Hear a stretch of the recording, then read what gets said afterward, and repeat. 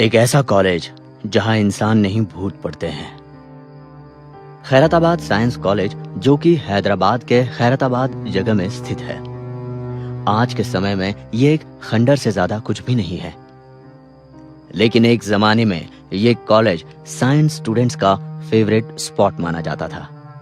इस कॉलेज का वो किस्सा आज भी लोग जुबान पर लेने से डरते हैं। काफी साल पहले की बात है, जब ये कॉलेज हैदराबाद का मशहूर कॉलेज माना जाता था। एक दिन कॉलेज के बाईं तरफ का हिस्सा गिर गया, जहां बायोलॉजी लैब था। सर, अब क्या करें फिलहाल, क्योंकि कॉलेज का एक हिस्सा पूरी तरह टूट चुका है। अब क्या किया जा सकता है? जब तक मरम्मत की तैयारी चलेगी, तब तक कॉलेज और उसके आसपास के इलाके बंद रखो, ठीक है? कॉलेज की एक हिस्से की दीवार गिर चुकी थी, जिस कारण बोर्ड के कुछ दिनों तक कॉलेज को बंद रखने का फैसला किया गया। सर, अगर कॉलेज बंद रहेगा तो बायोलॉजी लैब भी बंद रखना होगा। हाँ, तो इसमें परेशानी वाली कौन सी बात है? सर, लेकिन उन बायोलॉजी लैब्स में डेड बॉडीज पड़ी है, जिन पर साइंस स्टूडेंट्स रिसर्च और टेस्ट किया करते हैं। डेड बॉडीज को हमें वहां से हटा देना चाहिए, क्योंकि एस्ट्रोलॉजी के मुताबिक मरा हुआ इंसान एक जिंदा इंसान से भी ज्यादा खतरनाक होता है। अगर उसे खुला छोड़ दिया जाए और मोक्ष न मिले तो? अरे मिस्टर राव, आप भी कहाँ इस मॉडर्न वर्ल्ड में इस बुलशिट भूत प्रेतों की बात कर रहे हैं? अरे ऐसा कुछ नहीं होगा। और वैसे भी अब बायोलॉजी लैब के उन डेड बॉडीज को निकालने के चक्कर में कंस्ट्रक्शन के काम में दिक्कत आ जाएगी। वैसे भी डेड बॉडी ही तो है, खुद से तो चल के कहीं जाएगी नहीं। कॉलेज के रीडेवलप होते ही काम में आ जाएगी।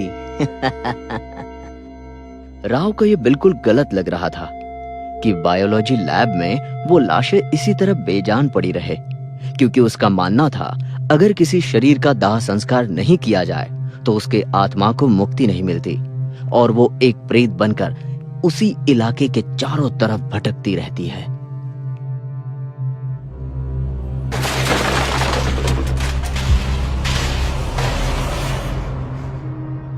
देख लिया सर अंजाम।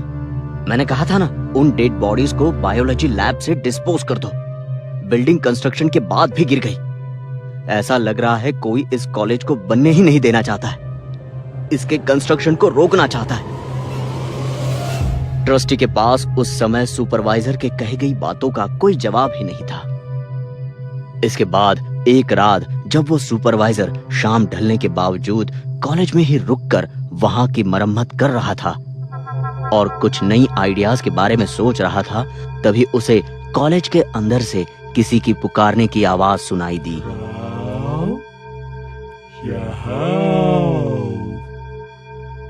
वो बिना कुछ सोचे समझे कॉलेज में घुसा और फिर वो कभी नहीं लौटा। अगले दिन इंस्पेक्शन में उसकी लाश मिली और वो लाश बायोलॉजी लैब से ही मिली थी। सुपरवाइजर के मौत ने पूरे इलाके में तहलका मचा दिया, क्योंकि अब ट्रस्टी और दूसरे लोगों को भी उस सुपरवाइजर की कही गई बात याद आने लगी। यहाँ तक कि अब वहां से गुजरते वक्त भी लोगों को कॉलेज के अंदर डरावनी आवाजें, चीखें सुनाई देती थी। इससे यह साफ हो चुका था कि कॉलेज में कुछ तो डरावना राज है जो बाहर आने की कोशिश कर रहा है। मुझे लगता है हमें कुछ दिनों के लिए कॉलेज कंस्ट्रक्शन का काम रोक देना चाहिए, क्योंकि लोगों में इसका खौफ पहले से ही बढ़ चुका है। क्या पता कॉलेज की इमारत बन जाने के बाद भी कोई आना न चाहे। तब तक कॉलेज के बाहर सिक्योरिटी गार्ड्स को लगा देते हैं, ताकि यह जगह कोई क्राइम स्पॉट या चोरों डकैतों का अड्डा न बन जाए। कॉलेज की इमारत अब पूरी तरह से खंडर बन चुकी थी, लेकिन फिर भी सरकार और ट्रस्टी द्वारा 2 सिक्योरिटी गार्ड्स अनिल और मुकेश नियुक्त किए गए, ताकि इस जगह कोई ब्लाइंड इंसिडेंट्स ना हो, जैसे क्राइम वगैरह। दोनों सिक्योरिटी गार्ड को नौकरी करते हुए 1 हफ्ता बीत चुका था और फिर एक रात कॉलेज के अंदर से किसी बच्चे की रोने और चीखने की आवाज सुनाई आती है। ऐसा लग रहा था कॉलेज के अंदर कोई बच्ची भूल से आ गई हो और कोई उसे मार रहा था। मुकेश, मुझे लगता है एक बार अंदर देख कर आना चाहिए। आखिर हमारी यही तो ड्यूटी है ना? देख भाई, तेरी बात तो सही है, लेकिन ये जगह भूत की है भाई, बहुत खतरनाक जगह है ये। मैं बाहर से ही देख कर आता हूं, मुझे लगता है अंदर कोई बच्ची है। इतना कहता हुआ अनिल अंदर चला जाता है और फिर कभी लौट कर नहीं आता। अगली सुबह इंस्पेक्शन के लिए पुलिस आती है और उनके हाथ भी वही लगता है जो सुपरवाइजर के केस में लगा था। सिक्योरिटी गार्ड अनिल का डेड बॉडी बायोलॉजी से मिला और वो भी बहुत ही डरावनी हालत में। अनिल का मरा हुआ शरीर भी बहुत भयानक लग रहा था। उसके चेहरे पर वो डर झलक रहा था, जिससे ये साफ पता चल रहा था कि मरने से पहले इसने किसी बहुत डरावनी चीज को देखा हो। तो मुकेश, अनिल तुम्हारा साथी था, क्या मैं सही कह रहा हूं? मुझे एक बात बताओ, क्या हुआ ऐसा कल रात की अनिल वापस ही नहीं आया? दरअसल साहब, कल रात कॉलेज के अंदर से किसी बच्चे की चीखने की आवाज आ रही थी। वैसे शाम होते ही कॉलेज के अंदर से बड़ी डरावनी डरावनी आवाजें आती हैं।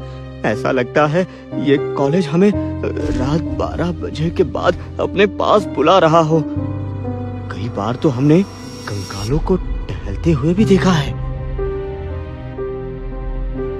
वहां के आसपास के लोग भी यही बताते हैं जो गार्ड मुकेश ने बताया था।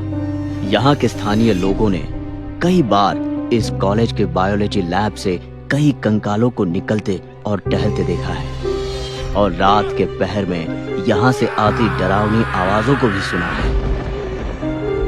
इसके बाद अब ये टोटली प्रूवन था कि ये जगह हॉन्टेड है और अब उसके आसपास कोई नहीं मन रहा था। इत्तेफाक से कोई अंदर सूरज ढलने के बाद यानी रात को चला जाए तो फिर उसकी भी डेड बॉडी उसी कॉलेज के बायोलॉजी लैब में मिलती है।